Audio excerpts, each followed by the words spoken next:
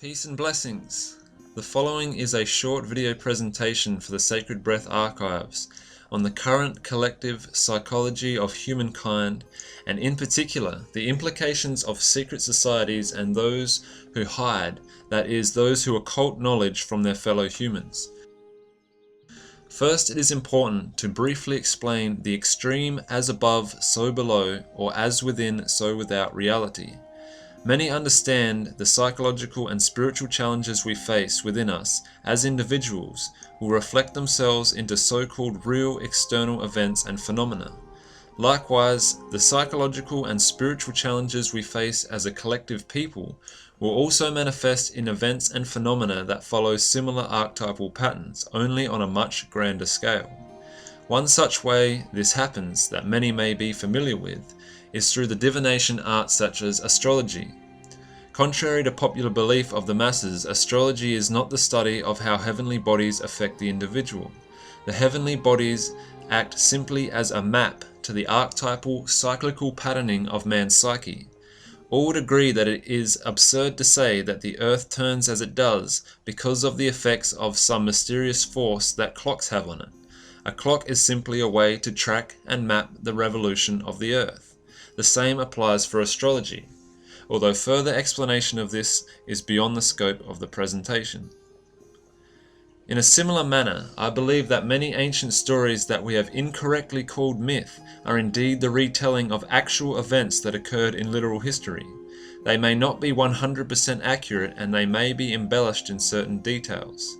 They may not also be originally associated with the peoples of whom we have received those stories from.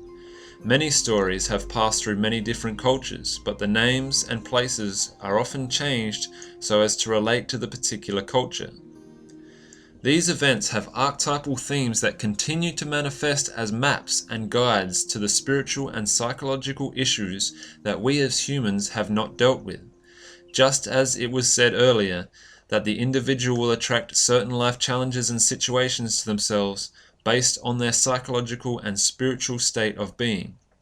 In particular, it would appear that humanity's current state of apathetic, detached, zombie-like psychopathy is in large part because of peoples, both past and present, who have held knowledge from the general masses of humanity.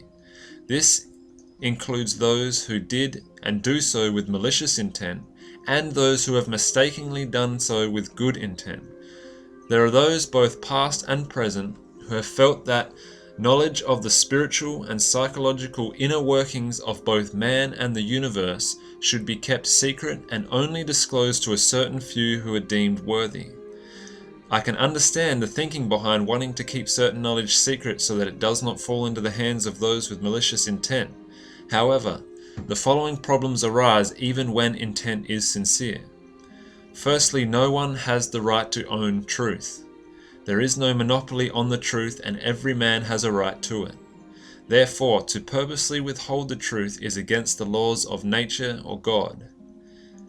Secondly, having another human or group of humans judging who and who isn't worthy of certain information is to go against the hierarchical nature of the universe, where each man must be deemed righteous by his own conscience, that is, his own link to the divine mind. It is not for another to judge who is and isn't worthy of truth, as nature itself has accounted for this in its laws. Nature herself judges who is and isn't worthy of truth through means of initiation and rites of passage in the form of moral challenges for both the individual and the collective. We can notice how man has attempted to replicate this through such things as the lodge system of Freemasonry and other secret societies. We are already members, though, of the Grand Lodge of Life, so to speak, and law and truth herself will guide us to her if we pay attention. In the Kemetic or ancient Egyptian spiritual system, they gave the image of the weighing of the heart with the feather of truth. Those whose heart was not in balance with truth were devoured by Amit, a creature that was part crocodile, part lion, and part hippopotamus, the three largest man-eating animals known to the Kemetic people. Those who are not worthy of truth in accordance with their thoughts, emotions, and actions are devoured by their own shadow. Lastly, on a global scale, by keeping truth hidden, man as a collective is like an individual who has intellectual knowledge of the truth but refuses to live accordingly. They lock that truth somewhere in the shadows of their being.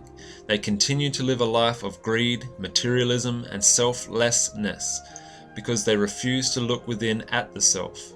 This leads to a contradiction of being and a house divided amongst itself, which, as we know, cannot stand. And so we get both an individual and a people rife with mental illness and in many cases psychopathy.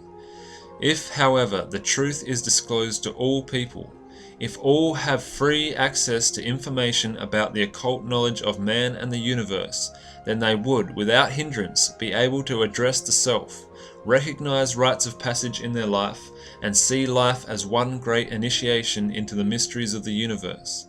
They would be guided to truth by truth herself, and would quickly recognize the ways in which they are failing through an understanding of the laws that govern moral behavior.